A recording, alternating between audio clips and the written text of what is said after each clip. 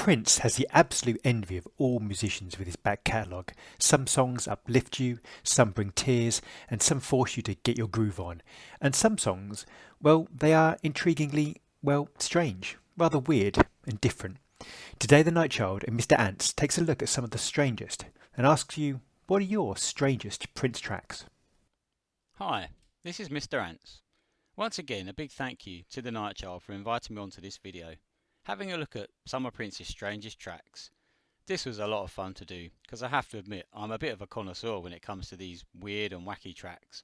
I've always been fascinated as to the thought process behind them, Prince's imagination, where these songs came from. He would just throw into the mix in an album and just leave you completely confused. So it was great fun to do this, and the Nightchild asked me to find my top 3 strangest tracks, which wasn't that hard. Here we go with my first track. Feast. A feast, a feast, a smorgasbord at least, a brunch, a munch of cake. My first song, without doubt, has to be Wedding Feast, from the incredible Rainbow Children album that was released in 2001.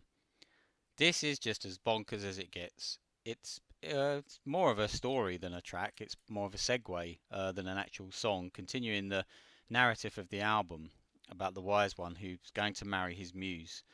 But the lyrics are just completely bonkers, and featuring, well, here we go. There's not many of them. It's one of the shortest tracks going, and it goes like this: a feast, a feast, a smorgasbord at least, a brunch, a munch of cake if just a piece. Not just a vat of chitlins or turkey meat, you see. We are what we eat, so we must eat a leaf. We'll dine under a tree. Unless it snows. And even Prince at the end gives a little laugh himself, so he didn't take it too seriously. It's just crazy, and the way it's sung as well, it's kind of like a sort of mini opera, like operatic, like a feast, a feast. It's just, it makes me smile every time I hear it. It fits on the Rainbow Children album. It really does, the way it's done, but it is just completely mad, completely bonkers, and it has to be Prince's strangest track by a country mile.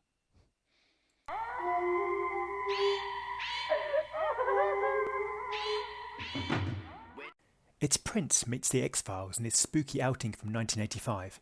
Just to quickly mention what Prince did that week. He recorded Wendy's Parade, New Position, I Wonder You, Under the Cherry Moon, Old Friends for Sale, Tibet, Life Can Be So Nice, and Sometimes It Snows in April. He was such a slacker. Originally slated for inclusion on the Parade album, this is a surreal oddity. Fierce, shrieking stabs of orchestra splice the track like a soundtrack from the movie Psycho. The opening is a howling, eerie animal sound with a sample of someone crying over the top. When I'm alone, my mind takes a drive through chocolate religion and spirits alive. All I was brought up in this world to know is lost when a demon swallows them whole. He continues, it's strange how your mind works when love is in power. One learns to care and appreciate a flower. What makes others want to change your mind? All the things I've seen, life is so sublime. The chorus refrain in this short 2-minute plus track is hauntingly addictive, but the strangest verses are perhaps the last two. 7-month-old baby died in her sleep. The parents went crazy and cried for a week. They swore they heard her laugh in the crib by the wall. They're convinced she's with us if she's anything at all. Prince ends this verse with a piercing scream, and towards the end of the track the screams become almost disconcerting. Bobby had an uncle who took a string and wrapped his neck around it, a pitiful thing. If only we can turn back the hands of time, except there's others we're here with us, life is sublime. Despite my usual advice, this is probably best not to listen to alone, in the dark, with headphones. Come on. Man in a uniform. My second track is Man in a Uniform, from The Truth, an acoustic album that was part of the Crystal Ball set released in 1998.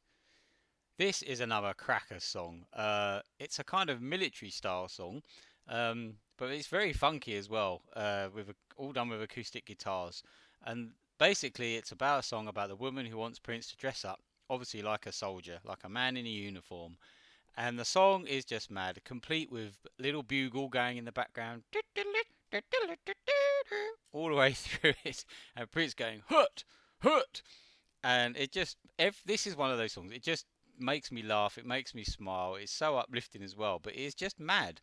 Some of the lyrics we have, She said, "Man in a uniform, tonight that's what I want you to be."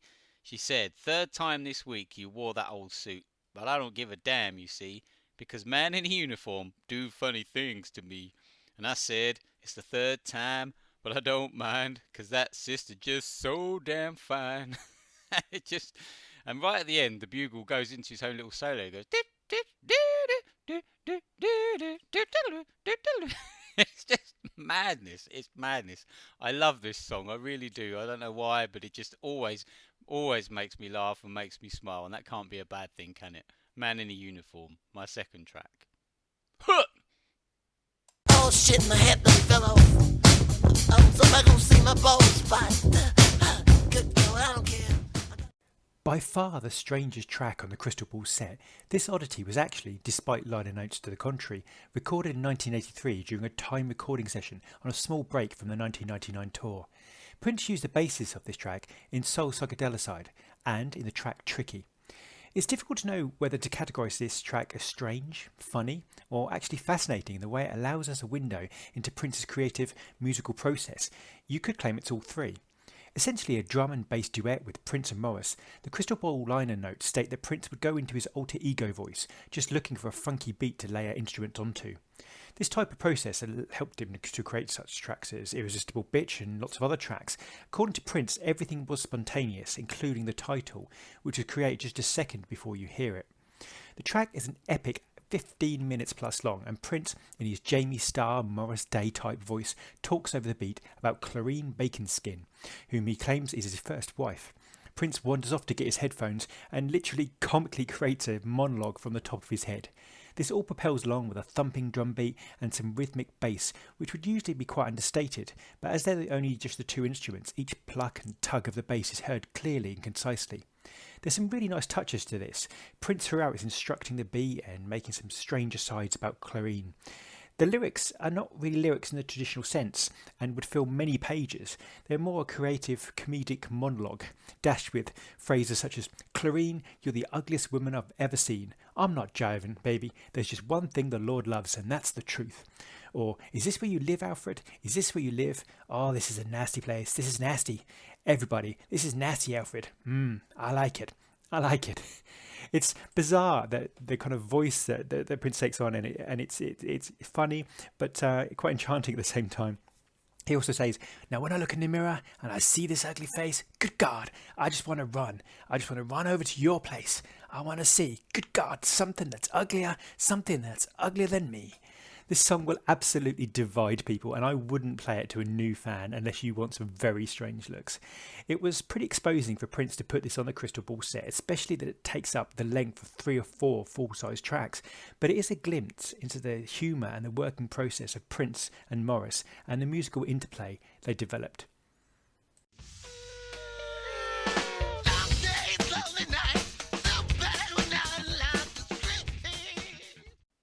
My third track is Tambourine from Prince and the Revolution's Around the World in a Day album in 1985.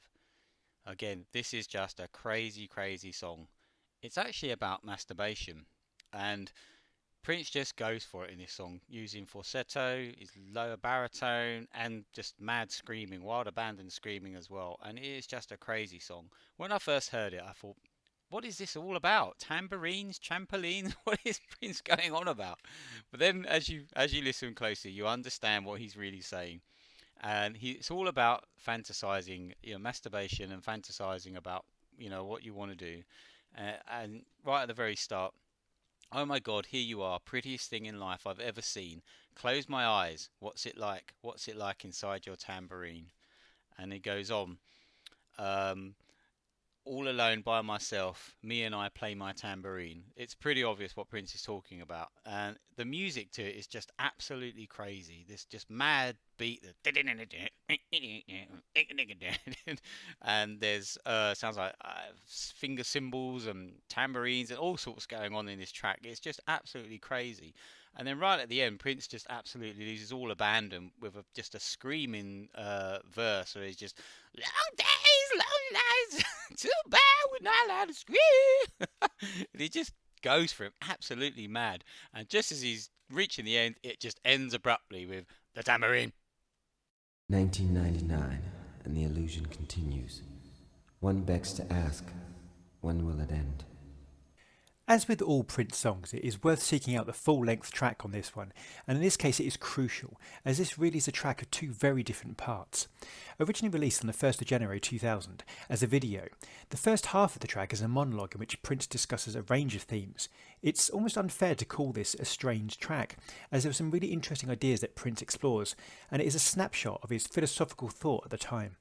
The video is a minimalist black writing on a white background, and it's certainly worth watching, and I could go on for hours about the words, but essentially Prince explores art, music and modern culture and God.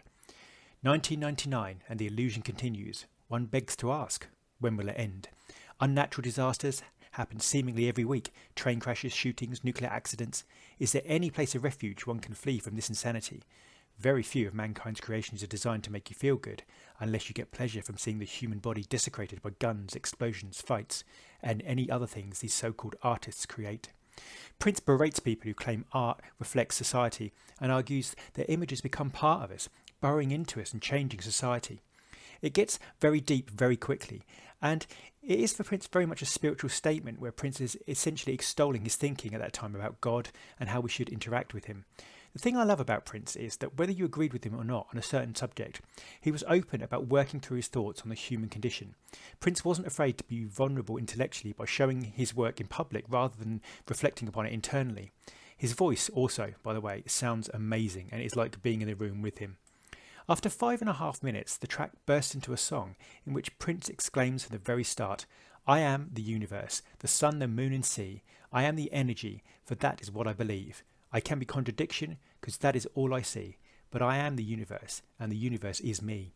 A sparse dead drum beat and a building statement of beliefs builds with some nice flecks of guitar and other effects.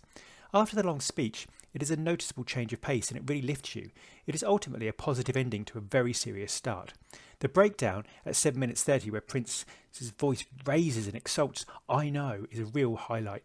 Prince's backing vocals, for which he never gets enough credit, carries the track home and leaves you just spent. Very unusual, but actually very thought-provoking. Question. When did the art become a commodity? When Satan became a lawyer. Please forgive me for this slight cheat. This was an intro from the NPG audio show number 2 released in March 2001. Prince knows how to get your attention as the female voice dubbed Salome states, "When did art become a commodity? When Satan became a lawyer." And we are off.